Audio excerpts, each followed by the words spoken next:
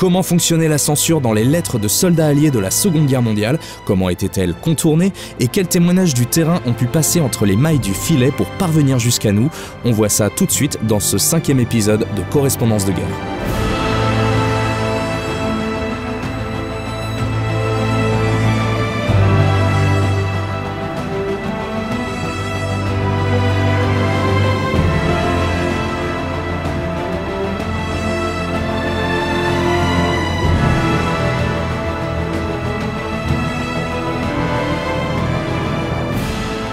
C'est un enfer pour les nerfs, chérie.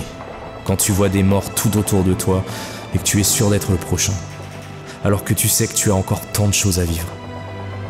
Les mois passent et tout ce que tu entends, ce sont les balles et les bombes.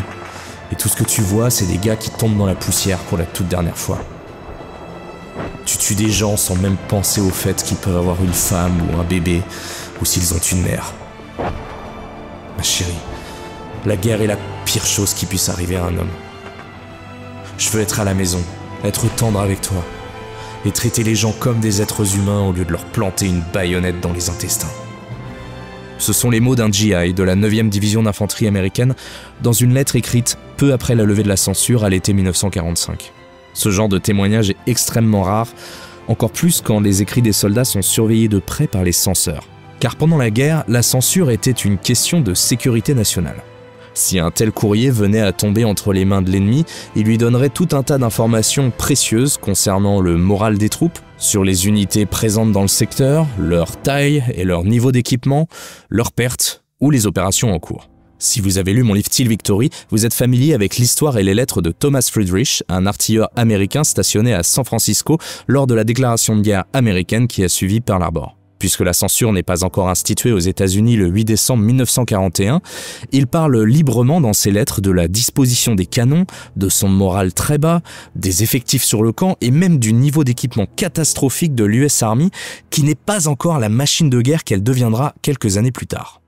Au-delà du risque d'offrir des informations intéressantes pour l'adversaire, qui pourrait modifier sa stratégie en conséquence, ces lettres peuvent aussi servir d'instrument de propagande en présentant le soldat allié comme un individu déprimé et peu combatif. Ce fut par exemple le cas du malheureux sergent John Zocchi de la 84e division américaine. Le 19 décembre 1944, dans son foxhole recouvert de neige, John a ressenti le besoin de vider son sac dans ce qui sera sa dernière lettre à sa femme. Il pense la guerre inutile, seulement bonne à enrichir les gros bonnets, et estime que les Allemands ne sont pas si mauvais et qu'il faut la paix au plus vite. Seulement, il sera tué quelques jours plus tard et les Allemands trouveront cette lettre sur son cadavre. Elle sera transformée en tract, lancée sur les lignes alliées, avec l'ajout d'un commentaire destiné à démotiver les hommes engagés dans la terrible bataille des Ardennes, qui sera la dernière grande offensive allemande de la guerre. Tout ce qu'il voulait, c'était rentrer chez lui et reprendre sa vie là où il l'avait laissée. Il ne l'a pas fait. Quand sera ton tour? Tu es censé vivre dans une vraie démocratie, n'est-ce pas? Alors assieds-toi, écris une lettre à ton député et dis-lui ce que tu en penses. Bien sûr, les Alliés sont sur le point d'entrer en Allemagne et de découvrir les camps de concentration et toute l'horreur du régime nazi. Mais tant que la guerre n'est pas gagnée, il est important de ne pas livrer de secrets utiles à l'ennemi et toutes les correspondances du front à l'arrière vont passer par 3 filtres de censure que nous allons passer en revue. Le premier, et c'est celui auquel John n'a pas voulu se soumettre, c'est l'autocensure. On demande aux soldats de faire preuve de bon sens, d'être conscients des risques encourus à se livrer de la sorte à leurs proches, et on leur recommande de ne pas les inquiéter inutilement. Leurs femmes se font probablement suffisamment de soucis comme ça, mieux vaut se contenter d'un simple « tout va pour le mieux », quitte à mentir pour les rassurer. Il est tout aussi crucial pour l'effort de guerre de maintenir le moral des civils. C'est ce qu'a fait Leonard Wood de la 7e division blindée britannique quelques heures avant sa mort dans les environs de Villers-Bocage. Bien qu'il ait passé la journée à nettoyer les bois de toute présence allemande, il déclare aller très bien, même s'il avoue ne pas beaucoup apprécier cet endroit. Il écrit une simple lettre d'amour enflammée qui sera renvoyée avec ses affaires personnelles à sa femme, sans passer par la case censure. Si elle ne dit rien des conditions de vie sur le front, elle reste un témoignage très émouvant des combats, car il la portait sur lui au moment de sa mort. Le problème, c'est qu'un jeune soldat, loin de chez lui, qui vit un cauchemar éveillé et veut simplement se confier à ses proches, ne sait pas lui-même ce qu'il a le droit d'écrire. Tout ce qu'il sait, c'est que s'il révèle des informations jugées sensibles, sa lettre risque de ne pas partir entière au pays. Elle peut être découpée, noircie ou carrément confisquée par son officier supérieur qui a la charge de contrôler les écrits de ces hommes. C'est le deuxième filtre, mais peut-être pas le plus efficace. Si le soldat redoute de voir son seul lien avec la maison détruit par son lieutenant, ce dernier a en revanche une pile de courriers à censurer après une longue journée de combat, et il peut être tenté d'accomplir la tâche de manière un petit peu expéditive. Et certains manquaient clairement de zèle. C'est ce que confie le soldat Günther Alf de la 95e division d'infanterie américaine. Le censeur nous a engueulés parce qu'on écrit trop. Il m'a dit qu'il allait m'envoyer faire une marche de 15 km par jour et des exercices de nuit pour m'occuper. Il plaisantait. J'espère. Tu te demandes pourquoi le censeur a gardé le passage sur le fait que je faisais laver mon linge par une Allemande. Et il y a deux raisons à ça. D'une part, le censeur est mon pote, nous sommes de bons amis, et d'autre part, il ne censure pas mon courrier. Tout ce qu'il fait, c'est signer son nom sur l'enveloppe, et il signe même les enveloppes avant que j'écrive mes lettres si je lui demande. D'ailleurs, les lettres de Günther, soldat américain d'origine allemande, sont particulièrement fascinantes et je vous recommande de les lire dans Till Victory. Les officiers censurant leur propre courrier, et puisqu'ils ont une vue plus globale de la situation, on retrouve donc plus souvent du contenu intéressant dans leurs lettres par rapport à celles des simples soldats. Mais ils sont pourtant soumis aux mêmes règles et ils n'échappent pas toujours au troisième et ultime filtre, celui du censeur de la base ou un officier supérieur qui veut garder un œil sur ses hommes.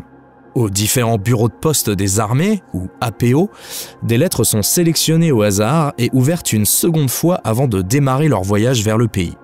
Elles portent alors un autocollant Base Sensor ou Army Examiner qui indique au destinataire que le courrier a été lu par au moins 2 intermédiaires. Ces pratiques de censure prendront fin peu après la Seconde Guerre mondiale, en Corée plus précisément pour les États-Unis, car ils se sont rendus compte que ça demandait du temps et des efforts qui n'en valaient pas forcément la peine. Rendez-vous compte, chaque année, les lettres de soldats alliés se comptent par milliards. 10,5 milliards dans l'armée américaine pour la seule année 1945. L'armée britannique l'avait bien compris et leur système était quelque peu différent pour alléger la tâche de leurs quelques dizaines de milliers de censeurs. Les soldats avaient le choix entre l'enveloppe verte qui allait passer par un censeur identifié par un numéro ou une lettre carte bleue qui, en théorie, ne serait pas censurée, mais sur laquelle le soldat devait écrire « Je certifie sur l'honneur que le contenu de cette lettre ne concerne que des affaires privées et familiales ». Bien qu'en pratique, elle recevait quand même un tampon du censeur. Ils utilisaient carrément des cartes postales pré-remplies où le soldat, en rayant les mentions inutiles, pouvait juste indiquer qu'il était en bonne santé. Le V-mail ou le airgraph, qui sont des lettres réduites sur microfilm qui feront l'objet d'un prochain épisode, étaient également censurés et avaient l'avantage, une fois photographiés et imprimés, de faire disparaître de possibles encres invisibles. Heureusement, des témoignages exceptionnels de l'époque ont bien évidemment pu passer ces filtres de censure, sinon j'aurais été tout simplement incapable d'écrire 3 et bientôt 4 livres sur le sujet. La plupart des soldats attendront la fin des combats pour se livrer et on trouve donc du contenu historiquement intéressant après la levée de la censure en juin 1945 pour l'Europe. Avant ça, quand les hommes voulaient vraiment se confier, ils ne pouvaient que simplement tenter leur chance. Et certains ne manquaient pas d'imagination pour déjouer la censure. Ray Halm, ranger du 2e bataillon, utilisait des signatures codées et définies à l'avance avec sa femme pour indiquer son emplacement exact partout dans le monde. Par exemple, lorsqu'il terminait sa lettre par Till Victory, qu'on peut traduire par « En attendant la victoire », il indiquait à sa femme qu'il prenait la route de l'Allemagne. Et comme sa famille fut la première retrouvée pour mon premier ouvrage, elle donne son nom à ce livre et à cette chaîne YouTube. D'autres avaient défini des codes encore plus complexes encore. Par exemple, si je mentionne Tante Marie dans la première phrase, alors prêtez attention à la première lettre de chaque phrase qui va suivre jusqu'à ce que je parle de l'oncle John. D'autres, comme Otis Hewitt, le capitaine de la 4e division d'infanterie, dont l'histoire est narrée dans le livre et le film Till the Job is Done, soulignaient le nom de la capitale française dans une coupure de presse jointe à sa lettre pour faire savoir à sa femme qu'il venait de libérer Paris. D'autres soldats américains d'origine italienne ou polonaise, par exemple, utilisaient leur langue maternelle pour se livrer à leur famille. Il était aussi courant de confier son courrier à un copain parti en permission à l'arrière pour qu'il puisse les poster directement au pays ou carrément les remettre en main propre à sa famille. Et d'ailleurs, vous vous demandez sûrement si les lettres venant de la maison étaient censurées. En général, ce n'était pas le cas, même si certains pays contrôlaient ce courrier interne pour identifier de possibles espions. En revanche, les lettres reçues par les soldats en première ligne devaient être systématiquement détruites avant de partir en mission pour éviter que, s'ils venaient à être capturés, l'ennemi puisse identifier précisément l'unité dans l'adresse du destinataire. C'était bien sûr un crève-cœur pour les soldats que de brûler les lettres d'amour de leurs femmes qui leur manquaient tant. Vous allez d'ailleurs en avoir un exemple concret dans l'extrait qui va suivre. Bref, vous l'avez compris, trouver des témoignages intéressants dans les lettres de la Seconde Guerre mondiale n'est pas chose aisée, même si ce n'est pas impossible. S'ils sont rares, certains soldats se fichaient complètement de la censure et racontaient en détail la réalité de la guerre. Mais si je devais estimer le pourcentage de lettres vraiment intéressantes parmi les milliers de correspondances qui me sont passées entre les mains, je dirais qu'elle ne dépasse pas 1%. Et c'est ce qui donne toute leur valeur à ces témoignages inédits du terrain, comme celui de William White de la 76e division d'infanterie, qui écrit cette lettre à sa femme peu après son baptême du feu sur la ligne Siegfried. Je repense à la carte de Saint-Valentin que tu m'as envoyée. J'ai dû la brûler avant de passer à l'attaque. Je sais maintenant ce qu'est la guerre. Personne d'autre que Dieu, le diable, son inventeur, et les gars qui y sont allés ne sait ce que c'est. C'est un endroit où chacun réalise soudainement que personne d'autre que Dieu ne peut l'aider. Et crois-moi, tout le monde fait appel à lui. C'est un endroit où l'on marche, où l'on mange et où l'on dort avec la mort toujours à nos trousses. C'est un endroit où on apprend la peur et où on apprend à la vaincre. C'est un endroit où il faut toujours être sur le qui-vive et où il n'y a jamais de repos et très peu de temps pour manger, si tant est qu'on ait quelque chose à manger. Certains gars de ma compagnie sont restés sans manger pendant 4 jours. C'est assez éprouvant de rester allongé par terre et d'entendre des hommes crier à l'aide, alors que tu ne peux rien faire pour eux, ou de voir des hommes se noyer et d'être obligé de les laisser partir. Ouais, je l'ai échappé belle, mais je suppose que quelqu'un priait pour que je sois encore là. À 2 reprises, des obus sont tombés si près que j'aurais pu les toucher, mais ils n'ont pas explosé. C'est à ce moment-là qu'on est vraiment reconnaissant envers Dieu. Malheureusement, si la censure n'a pas eu raison de ces précieux souvenirs de guerre, le temps, lui, fait des ravages, et des piles de courriers oubliés dans des greniers ne seront jamais partagées, quand d'autres, tout simplement jetés ou perdus, ont disparu à tout jamais.